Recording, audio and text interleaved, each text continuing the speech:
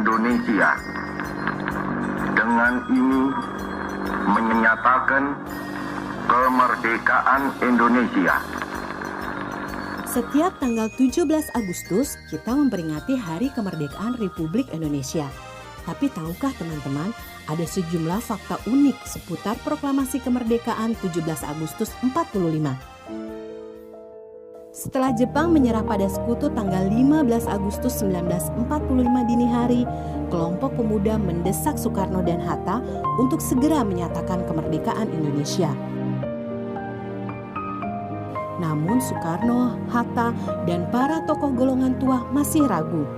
Karena perbedaan pendapat ini, para pemuda lalu membawa Soekarno dan Hatta ke Rengas Dengklok pada tanggal 16 Agustus 1945 dini hari.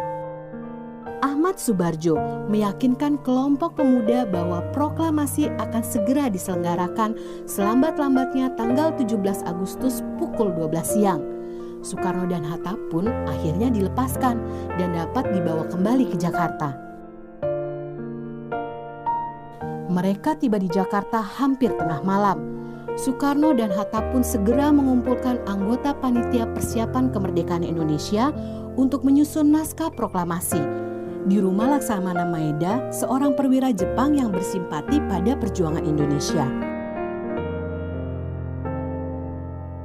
Di ruang tengah rumah Maeda, Soekarno menuliskan konsep teks proklamasi pada secari kertas, sedangkan Hatta dan Subarjo menyumbangkan pikiran secara lisan.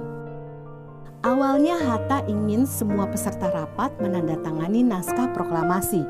Namun Soekarni dari kelompok pemuda mengusulkan cukup Soekarno dan Hatta yang menandatanganinya.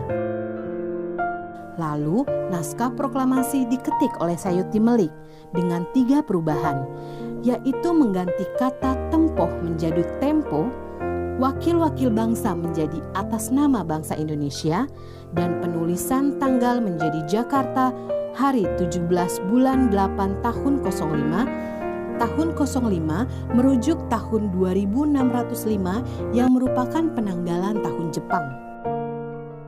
17 Agustus 1945 pagi, teks proklamasi pun dibacakan di rumah Soekarno di Jalan Pegangsaan Timur nomor 56. Peristiwa bersejarah itu hanya berlangsung kurang dari 1 jam dalam suasana yang sederhana dan khidmat.